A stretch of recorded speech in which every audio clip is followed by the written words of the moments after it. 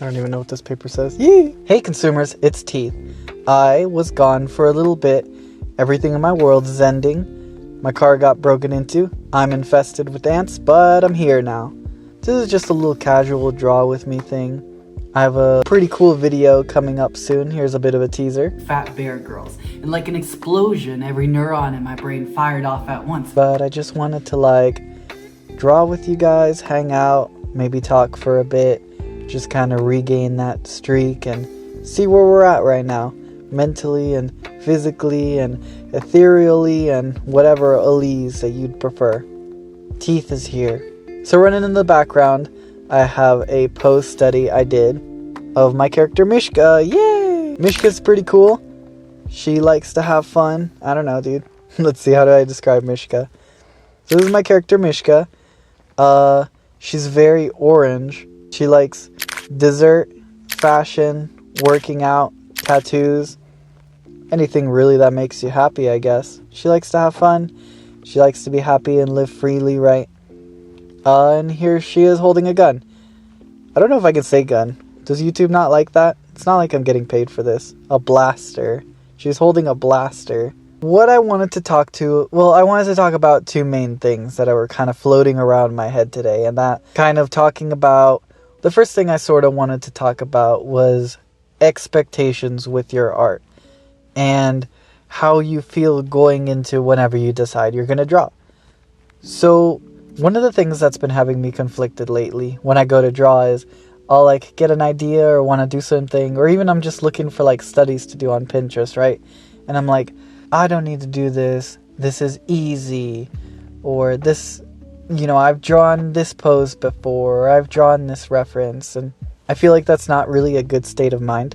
I think a lot of the time when you're learning to be a better artist and improve, you can get kind of caught up in your head and it's I gotta do these more dynamic poses. I gotta try this next new challenging thing. I gotta push the limit. Which is good, obviously, if you want to improve. But it can also really wind up stagnating you because you sort of get in this headspace where you want to reject all your ideas since you feel like they're things that are not supposed to be difficult for you, or they're things that you feel like you've already done before. And I get where that comes from, but at the same time, you never really want to let that headspace put you in a position where you don't want to draw because whatever reference you have just isn't good enough. Imagine couldn't be me spending 20 minutes, not even hours, looking for a reference, the perfect reference or whatever, just to give up and go play video games or whatever. We've all been there. It's good to be able to do the super cool, dynamic, crazy poses, but it's also, depending on the kind of career field you're doing or whatever, it's also important to understand that you'll find yourself doing very basic poses or just standing characters and stuff like that a lot of the time. And so it can seem kind of repetitive, but you also got to be able to just do the very basic things. I know there was actually kind of a bit of a discourse or something, maybe a year ago, where a bunch of artists were talking about how they actually find it pretty easy to do all these dynamic poses, but they actually get really uncomfortable just doing regular standing poses because you don't really see people just standing there normally in references or magazines or all that. It's a very casual. And at the same time, even with just standing poses, they can be really beneficial to your art because different people carry themselves differently and they have different postures and just even, this isn't even necessarily about posing. What I'm talking about is the comfort zone, just straight up art that's easy, right? Or at least art that kind of gets thrown together as easy, right? Front facing character, hands behind the back, 3/4 facing head, right? That's the comfort zone. And I think a lot of artists tend to get shunned, or maybe they shun themselves because they're oh, that's easy, right? I shouldn't be drawing stuff like that. I shouldn't be drawing the same head position, facing the same way, the same character over and over and over again. And you shouldn't necessarily. You should be eager and willing to challenge yourself to try new things. But again, if your options are to draw this 3/4 facing head that you've drawn 100 times, or to not draw at all, draw that head, dude. You're only going to get better at it. Maybe you're already a master. You'll find out a way to make it even better. It's not... Well, it's obviously good to be aware of what you can improve on and push your bounds and turn everything into like a lesson as far as like, oh, okay, I'm working on this, or here's a bit of like a goal or whatever. It's good to understand your areas of improvement and to find focuses. But also, I think a lot of the time it's bad to like get yourself in this headspace where everything has to be a challenge, everything has to push a limit. Everything has to be something totally new to you that you've never done before. Because doing that sort of thing adds a lot of stress to the process of drawing. And I think that stress winds up putting you in this mentality where it's like, well, I don't want to draw because it's just so difficult. It's not that the art is difficult. You just won't let yourself draw anything fun and easy. It doesn't even have to be about like specific techniques. It could just be like anything you've been hard on yourself for. Maybe you're hard on yourself for drawing the same character over and over. Or maybe not drawing specific characters and just doing studies. Like, yeah, it's good to challenge yourself and know what could be better, but just sometimes you just gotta draw, man. Sometimes you just gotta get it out of your system. And I like the grind set as much as the next guy, which is not at all, but it's, I think one of the big things that have widely been underrated and underestimated in art is just finding that ability to make art because it's fun. One of my biggest, I don't know if I would call it a regret, but one of the things I sort of miss that I've sort of lost making art is that ability to have fun and just be like, oh, I'm just going to make a character that looks cool. And I'm going to have them do a thing because I think it looks cool. And I'm going to draw them in the same pose over and over and obsess over them and stuff like that.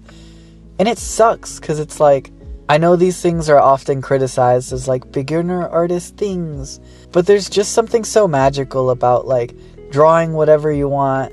You don't care just because you like it or it's cool to you or you're like it's just stuck in your brain like that. And I think I've spent so many years wanting to improve and do all these things and succeed per se that I haven't really given myself permission to like make the art that I want. Whether it's drawing the characters that I like or even just giving myself like the permission to change up their appearance or give them different clothes or think of like how they could interact. It's like I've created a strict guideline of what I'm allowed to draw. And obviously no one necessarily, like obviously that guideline doesn't matter, but at the same time it's still sort of restricting me. I've sort of put myself in this space where it's like I'm not allowed to draw this thing unless it's entirely dedicated to the task at hand. And it even happens with the projects I want to do and stuff like that. Because I'll get so caught up on like a video I want to do, like this last video I did on drawing weird skulls, which you should totally check out. Or this current project I have of drawing fat bear girls, right? That that it's like if I'm not working towards this specific project on this deadline or whatever, then I'm just not gonna draw at all. And that sucks because I mean that's how I spend 2 weeks not drawing, right?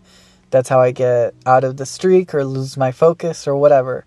I mentioned in the last video, which you should also totally check out too, that especially when you're starting out and finding your footing, not even necessarily in your skill as an artist, but just kind of moving towards the things you want to be doing, that you have to understand that your expectations of your quality or your output or your ideas should be like totally at ground level. You shouldn't want to do all these big crazy things until you're making things in general, and then you should work your way up from there. And it's been a bit, at least personally, it's been a bit of like a ripping out teeth type situation, getting myself to truly like not care about what I'm doing, because I want you guys to like be like, wow, this is a pretty cool thing to listen to. This doesn't suck. But at the same time, I gotta put things out. And beyond all means, which surprised me, apparently some people actually like the things I do. That or they're all lying to me. But either way, that means I gotta keep doing them, I guess. This is one piece in the step of like capturing that feeling of reducing my expectations, of just kind of letting myself draw something I want to do. I like my character. I severely underdraw them.